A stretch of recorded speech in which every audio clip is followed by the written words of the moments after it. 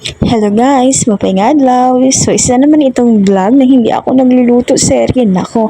So ito nga kanina bumili ako sa tindahan ng dilata ng corned beef.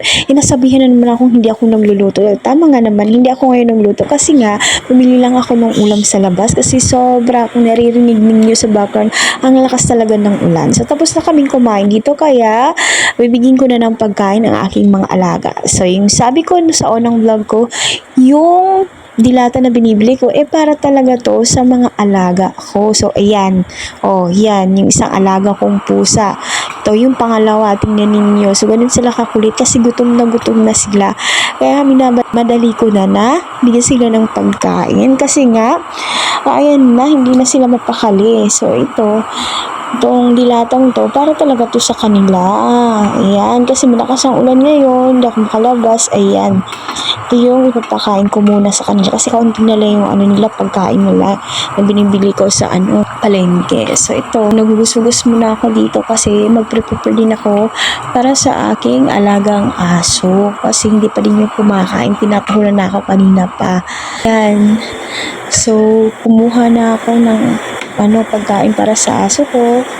And ihanda ko na rin to para sa kanya. Talaga naman araw-araw, naku, ewan ko, siguro sa araw-araw akala nila talaga hindi ako nagluluto. Kaya ginagawa ko to. Ay naku. Ito na nga, so ito na yung hinanda ko para sa aso ko. So hindi naman araw-araw na itong dilata yung bibigay ko kasi masama din to sa health nila. Sa pusa ko, bumibili ako ng Whiskas o yung feeds. So yun, kumakain sila ng gustong-gusto nila yun. Ito yung aso ko naman, chicken o kung ano man yung available namin, na ulam din namin. So binibigay namin, pero yung sa kanila bland talaga, walang sag na kung ano. So ito, pang emergency lang talaga kasi bawal din to sa health nila. So kaya ito yung prefer ko ngayon kasi hindi ako nakalabas, wala na silang pagkain. Sobrang ulan ngayon. Gutom na yan, kaya sumisilip yan dyan. So actually, pag ganitong maulan, actually sa araw-araw naman, inaano ko talaga siya, nilalagyan ko lang ng leash kasi baka lumabas yung lakas ng ulan at saka baka maano mundo ng sasakyan dyan sa labas. Kasi nga maraming sakyan sa amin dito, mga tricycle. So yun yung mga alaga ko. Ayan, yun ang mga makukulit na yan at meron pa doon.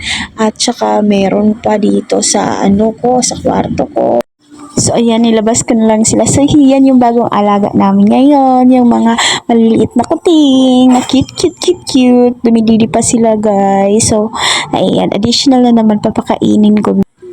At masasabihan na naman akong hindi ako nagluluto. So hello sa mga kapitbahay namin. Actually, major po ako. Nagluluto din naman po ako. So, dito na lang po. Thank you for watching my vlog.